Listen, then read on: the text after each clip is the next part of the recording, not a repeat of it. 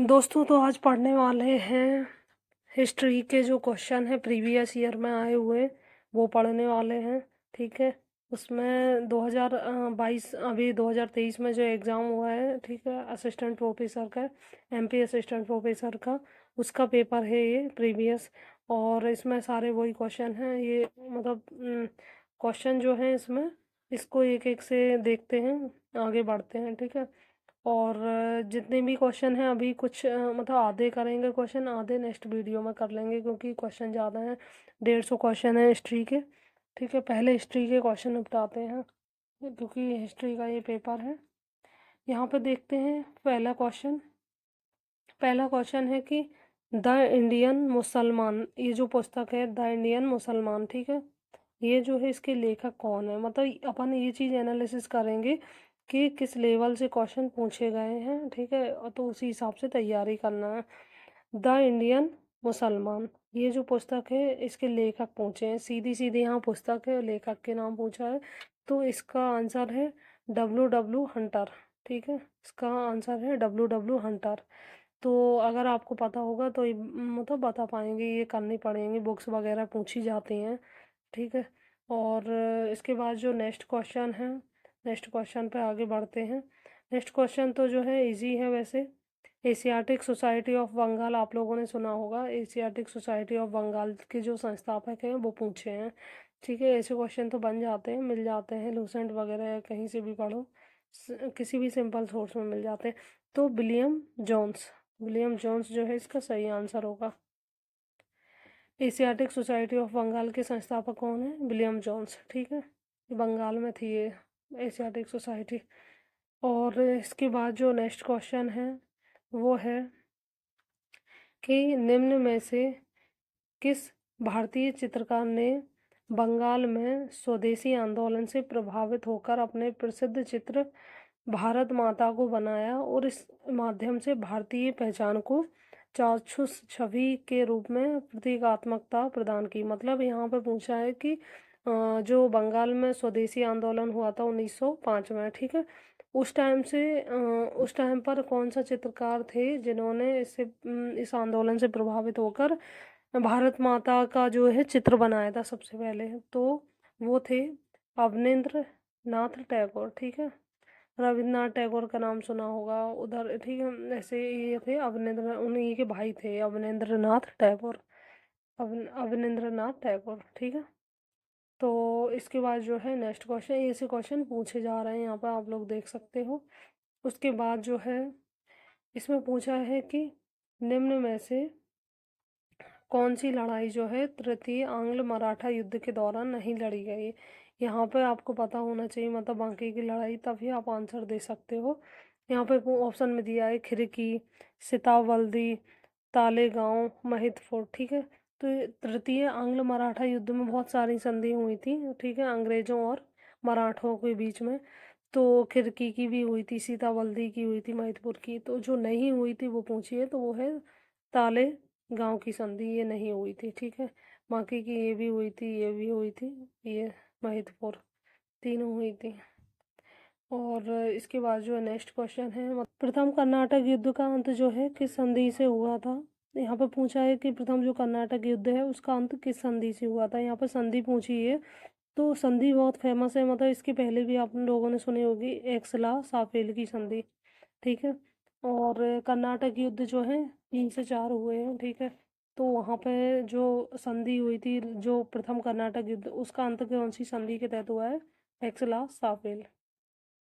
ये क्वेश्चन आप लोग लिखते जाना क्योंकि ये क्वेश्चन पूछे गए हैं, डायरेक्ट मैं पेपर से ही बता रही हूँ। नेक्स्ट क्वेश्चन है कि जबलपुर में झंडा सत्याग्रह हुआ था, यहाँ पे जो है एमपी की भी एक यूनिट है। ठीक है, इसमें एमपी हिस्ट्री के बारे में वो दिया गया है, और लास्ट जो 10 यूनिट है वो उसमें एमपी हिस्ट्री को कवर करना है।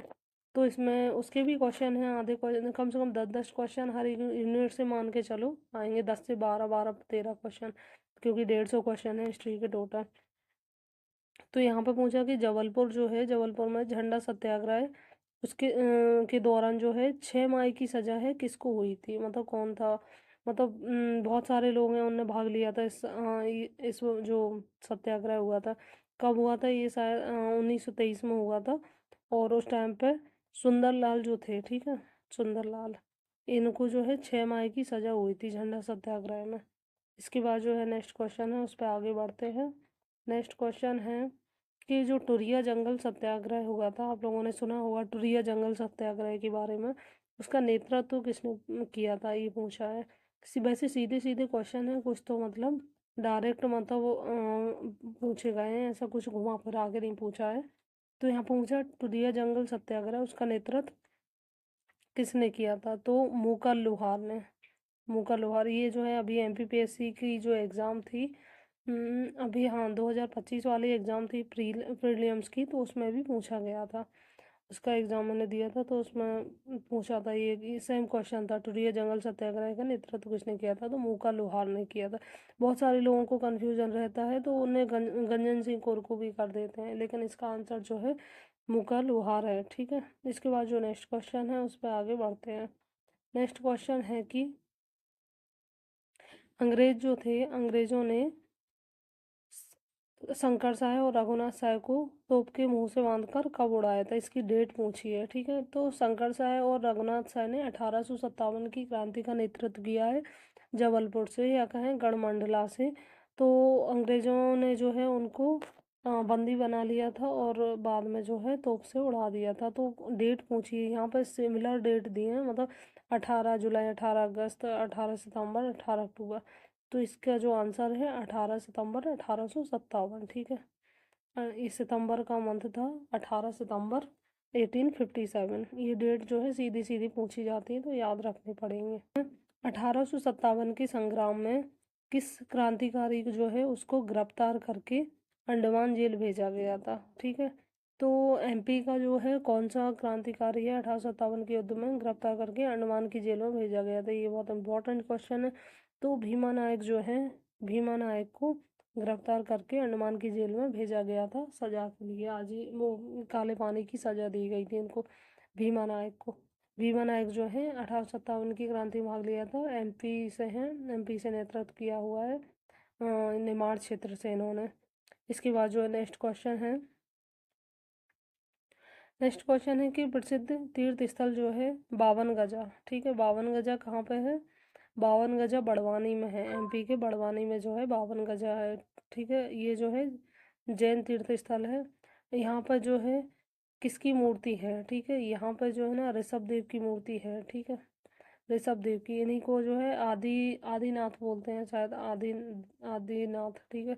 तो इनकी मूर्ति है ऋषभ देव की, जो कि जैन धर्म के प्रथम तीर्थंकर हुए हैं ऋषभ देव, उनकी मूर्ति बनी हुई है। शायद 81 फीट ऊंची इसकी, मतलब 81 फीट ऊंचाई है इसकी, और ये बड़वानी में है। इसके बाद जो है नेक्स्ट क्वेश्चन, नेक्स्ट क्वेश्चन है कि अशोक के 7वें स्तंभ अभिलेख में किस संप्रदाय का उल्लेख हुआ है? मतलब अभिलेख, यहाँ पे स्तंभ अभिलेख पूछे हैं, ठीक है। 7वां स्तंभ अभिलेख पूछा है अशोक का, उसमें पूछा कि किस संप्रदाय का उल्लेख हुआ है? तो आजीवक संप्रदाय का इसका आंसर है, आजीवक संप्रदाय का।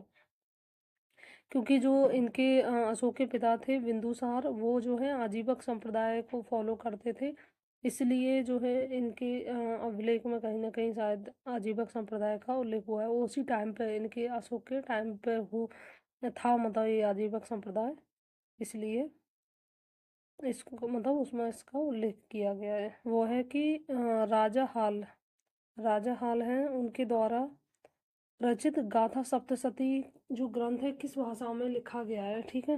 राजा हाल उनके द्वारा रचित गाथा सप्तशती जो है ग्रंथ किस भाषा में लिखा गया है? यहाँ पे भाषा पूछी गई है, तो प्राकृत भाषा में लिखा गया है ये ग्रंथ, ठीक है।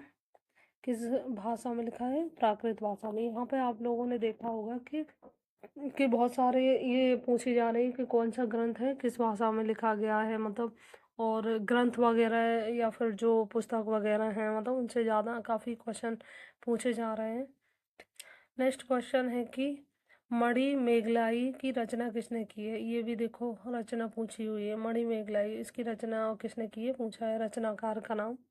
तो मदुरै का जो कवि सत्तन है, ठीक है, मदुरै के कवि है सत्तन, उनके द्वारा जो है रचना की गई है मणिमेगलाई। ये देखो आप लोगों को नाम से ही समझ में आ रहा होगा, मदुरई के मणिमेगलाई, ठीक है, मदुरई के मणिमेगलाई, मदुरई के कवि सत्तन है, उनने लिखी है मणिमेगलाई।